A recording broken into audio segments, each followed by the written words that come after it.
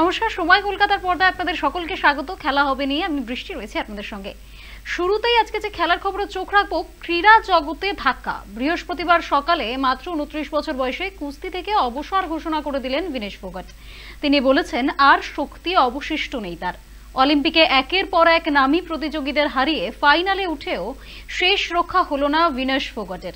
অসময়ে অবসর ঘোষণা করে দিলেন। প্যারিস অলিম্পিক্স 2024-এ ফাইনালে উঠেও মাত্র 100 গ্রাম ওজন বৃদ্ধির জন্য তাকে অংশগ্রহণের জন্য অযোগ্য ঘোষণা করা হলো। অসুস্থ হয়ে পড়েন বিনেশ। মাত্র একদিনের মধ্যে নিজের অবসরের সিদ্ধান্ত ঘোষণা করে দিলেন তিনি। এই মুহূর্তে টেলিফোনে আমি যোগাযোগ করে নেব। টেলিফোনে রয়েছেন আমাদের প্রতিনিধি অর্কজ্যোতি ব্যানার্জি।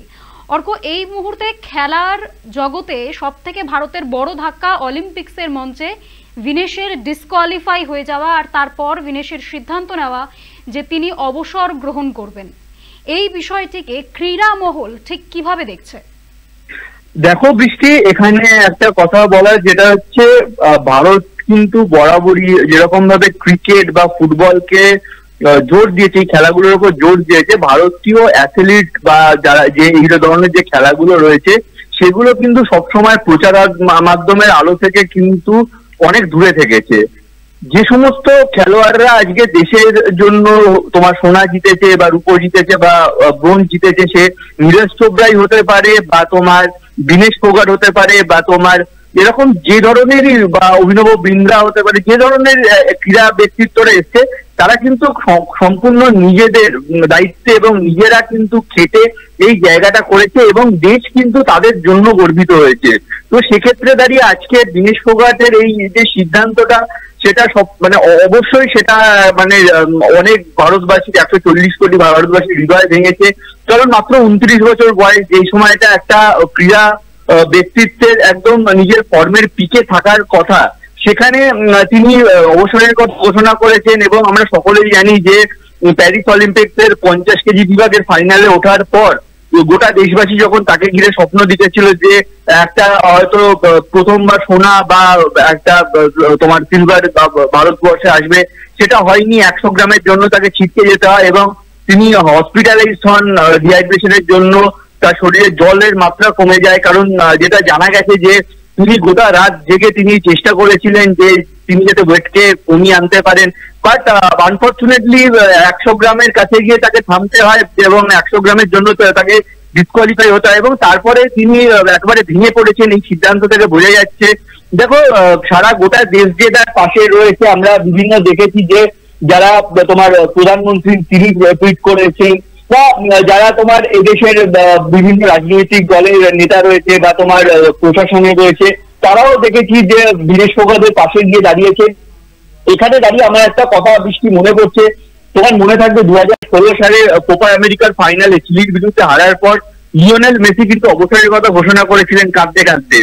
কারণ একটা এমন একটা সময় তিনি যখন অপেক্ষা করছিলেন যে দেশকে একটা গৌরব তিনি এনে দিতে পারবেন, সেই সময় এই যে হেরে যাওয়া বা ডিসকোয়ালিফাই হয়ে যাওয়া, এই যে হৃদয় ভাঙা, এই যন্ত্রণা থেকে আমার মনে হয় তিনি সিদ্ধান্তটা নিয়েছেন। তবে মানে বিনেশ ফোগাটের কুস্তিতে থাকাটা প্রচন্ড দরকার এবং আশা করব তিনি যখন দেশে ফিরবেন তখন তিনি নিজের সিদ্ধান্তকে তিনি পুনর্বিবেচনা করবেন এবং তাকে আবার এই কুস্তির যে মঞ্চ সেখানে দেখা যাবে। বৃষ্টি, একদম। এখানে কিন্তু আরো একটা প্রশ্ন থাকছে অর্ক, যেমন আমরা জানি যে উনি অবসর ঘোষণা অবশ্যই করেছেন, কিন্তু তার টিম কিন্তু আন্তর্জাতিক ক্রীড়া মহলকে জানিয়েছিল যে সে যে কোনোভাবে হোক যে রূপো পদক যেন তাকে দেওয়া হয়। সেই বিষয়টা নিয়েও কিন্তু তিনি মানে আন্তর্জাতিক স্তরে ক্রীড়া আদালতে কিন্তু অ্যাপিল করেছিলেন। সেই বিষয়টি ঠিক কি হতে পারে? মানে আদৌ কি আর উনি সেই রূপো পাওয়ার যোগ্যতা তাকে অলিম্পিক্স দেবে? কারণ অলরেডি আমরা জানি যে সোনা আর রূপো এই দুটোর মধ্যে যে কোনো একটি পদক তিনি পেতেন, আর সেই মুহূর্তে যদি দাঁড়িয়ে সোনা বিনা লড়াইয়ে একজন নিতে পারেন আমেরিকার কুস্তিগির, তাহলে সেই দিক থেকে আমাদের যে বিনেশ ফোগাট রয়েছেন তিনিও কিন্তু সমানভাবে রূপো পাওয়ার যোগ্য, কারণ টপ 2 ফাইনালিস্টের মধ্যে তিনি ছিলেন।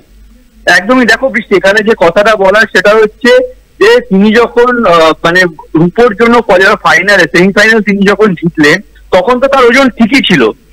আর যদি ঠিক না থেকে থাকে তাহলে তাকে কেন সেমিফাইনাল খেলতে দেওয়া হলো, এটা নিয়েও কিন্তু প্রশ্ন উঠবে।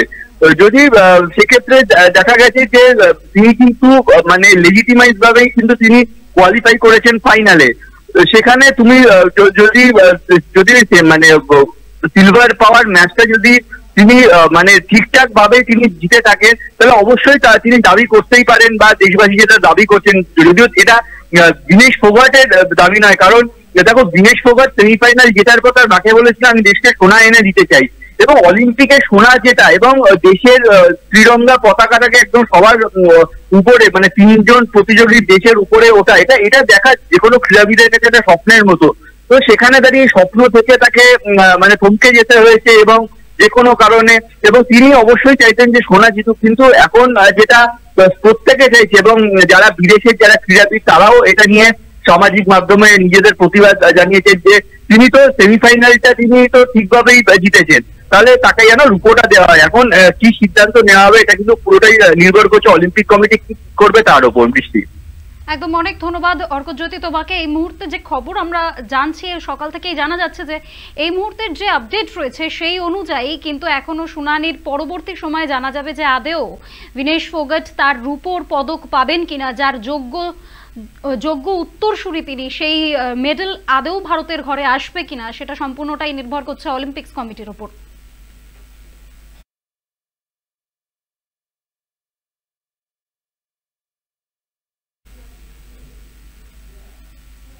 ডুরান্ড কাপের গ্রুপ লিগের খেলায় ডাউনটাউন হিরোজকে 3 গোলে 1 হারিয়ে গ্রুপে নিজেদের শীর্ষস্থান ধরে রাখলো ইস্টবেঙ্গল। ডার্বির আগে এই জয়ে ইস্টবেঙ্গলের মনোবল বাড়াবে এই নিয়ে সন্দেহ নেই। 22 মিনিটে ফ্রি কিক থেকে দুরন্ত প্লেসমেন্টে গোল করে ইস্টবেঙ্গলকে এগিয়ে দেন মাধি তালাল সারা ম্যাচেই যথারীতি দুর্দান্ত ছিলেন। মোহাম্মদ রাকিবের মনোযোগে কাশ্মীরের দলটির হয়ে 30 মিনিটে গোল শোধ করেন আরফিন। 36 মিনিটে পেনাল্টি বক্সের মধ্যে গোলমুখী বিষ্ণুকে ফেলে দিলে পেনাল্টি পায় ইস্টবেঙ্গল, যেখানে গোল করে খেলার ফলাফল 2 করে দেন সাউল ক্রেসপো। প্রথম 81 অর্ধে আর গোল হয়নি। মিনিটে জাহিদ লাল কার্ড দেখায়, বাকি সময় 10 জনে খেলতে হয় ডাউনটাউনকে। সংযোজিত মুহূর্তের খেলায় ডিফেন্সের ভুলে দারুণ গোল করে কাশ্মীরের দলটিকে কফিনে শেষ পেরেক পুঁতে দেন জেসিন্টিকে।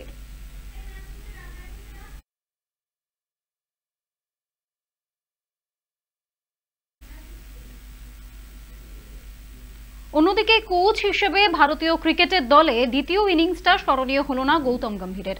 শ্রীলঙ্কার বিরুদ্ধে একদিনের সিরিজে হারতে হলো ভারতকে। 0-2 ব্যবধানে হারলেন রোহিতরা। 3 ম্যাচের সিরিজে প্রথম ম্যাচ ড্র হয়েছিল, পরের ম্যাচে হেরে যায় ভারত। সিরিজ ড্র করতে হলে তৃতীয় ম্যাচে জিততে হতো গম্ভীরের ছেলেদের, কিন্তু সেই ম্যাচে 110 রানে হারের মুখ দেখল তারা। প্রায় 27 বছর পর শ্রীলঙ্কার বিরুদ্ধে দ্বিপাক্ষিক সিরিজে হারের মুখ দেখল ভারত। শ্রীলঙ্কার মন্থর পিচে স্পিনারদের না রেখে দলে একাধিক পেসার রাখার মাসুল দিতে হলো ভারতকে। দ্বীপ রাষ্ট্রের বিরুদ্ধে একদিনের সিরিজে 2-0 ব্যবধানে হারার পর এই প্রশ্নটি ঘুরপাক খাচ্ছে ক্রিকেট মহলে। কোচ হিসেবে দলের দায়িত্ব নেওয়ার পর থেকে ভারতীয় দলে অভিনবত্ব আনার চেষ্টা করেছেন কোচ গৌতম গম্ভীর, কিন্তু একদিনের সিরিজে হার দিয়েই নতুন ইনিংস শুরু করলেন গৌতম। বুধবার থেকে প্রেমদাসা স্টেডিয়ামে টস জিতে প্রথমে ব্যাট করার সিদ্ধান্ত নিয়েছিল লঙ্কা অধিনায়ক চারিত আশলাঙ্কা। অধিনায়কের সিদ্ধান্তে শিলমোহর দেন দলের প্রথম সারির ব্যাটাররাও।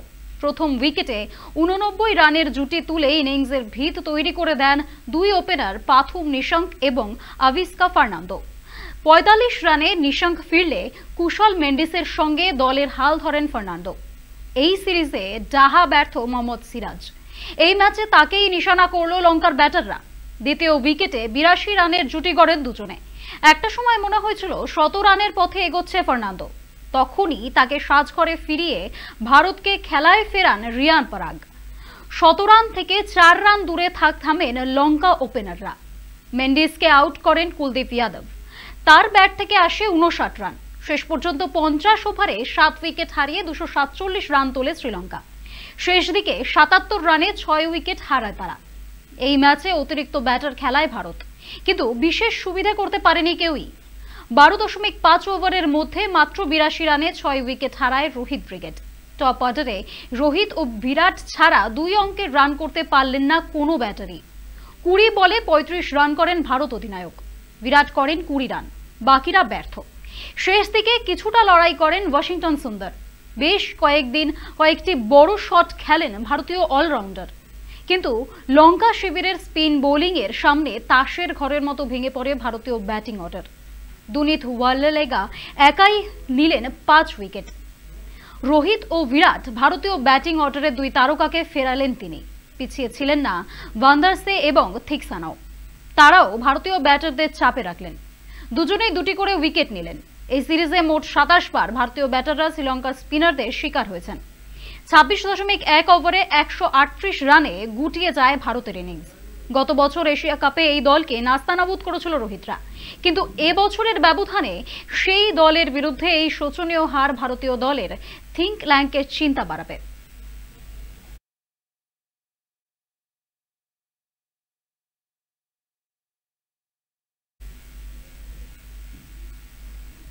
খেলা হবে এখনকার মতো এই পর্যন্তই। খেলার দুনিয়ার অন্যান্য সমস্ত আপডেট রাখতে চোখ রাখুন সময় কলকাতায়। সময় বলবে সময়ের কথা।